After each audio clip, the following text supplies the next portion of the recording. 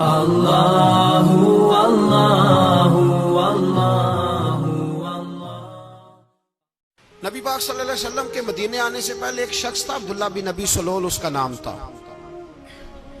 تو مدینے والے لوگ اس کو اپنا پیشوا مانتے تھے، اوس بھی خزرج بھی، اس کی تاج پوشی بھی کی، بڑی اس کی منتا تھی۔ جب حضور آ گئے تو اس کا کاروبار بند ہو گیا۔ اب لوگ یہ نہیں سمجھتے کہ میں غلط ہوں، لوگ کسی کے مفادات کو ٹھیس پہنچتی ہے تو مخالفت کرنے لگ جاتا ہے۔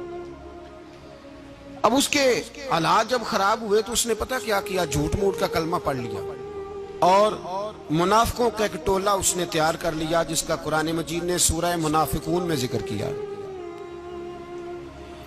ایک جنگ کا موقع تھا، نبی پاک صلی اللہ علیہ وسلم تشریف لے گئے تو عبداللہ بن ابی سلول بھی چلا گیا۔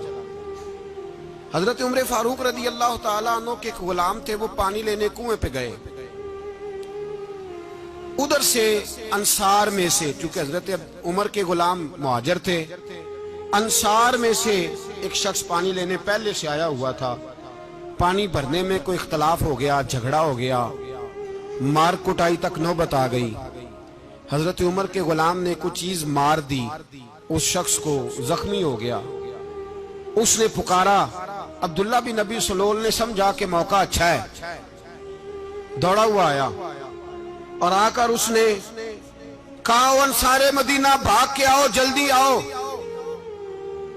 اور بڑے غلط جملے استعمال کیے۔ کہنے لگا، اگر ان لوگوں کو تم اپنا بچہ کچا کھانے کو نہ دیتے مہاجروں کو تو آج یہ تمہارے سر پہ نہ بیٹھتے۔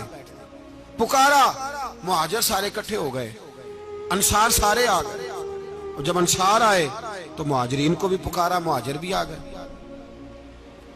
اب وہ گتھم گتھا ہونے لگے تو کسی نے جا کے محبوب پاک کے کان میں کہا، یا رسول اللہ، وہاں تو مہاجر انصار لڑنے لگے، وہ پرانی لڑائیاں پھر سے جاگ گئی ہیں۔ نبی پاک تشریف لائے، حضور نے وہاں لفظ بیان کیے، فرمایا، یہ تم نے کیا جاہلوں جیسا کام شروع کیا ہوا ہے۔ صلح کرائی، بات رفع دفع کرائی، لوگ چلے گئے، معاملہ ٹھنڈا ہو گیا۔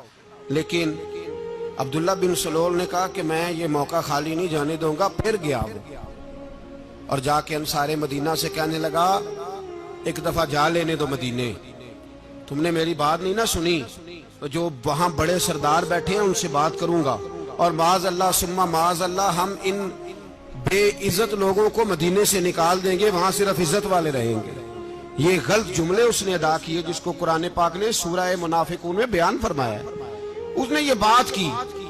ایک صحابی تھے حضرت زید رضی اللہ تعالیٰ عنہ، وہ سن رہے تھے، آ کے عرض کی، یا رسول اللہ صلی اللہ علیہ وسلم، عبداللہ بن ابی سلول تو اس طرح کہہ رہا ہے کہ مدینے جا کے عزت والے دوسروں کو نکال دیں گے، اور تم اگر اپنا بچہ انہیں نہ دیتے تو معاذ اللہ آج یہ ایسا نہ کرتے۔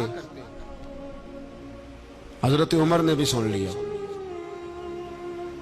حضرت عمر نے بات سن لی، تلوار نکالی اور دوڑے۔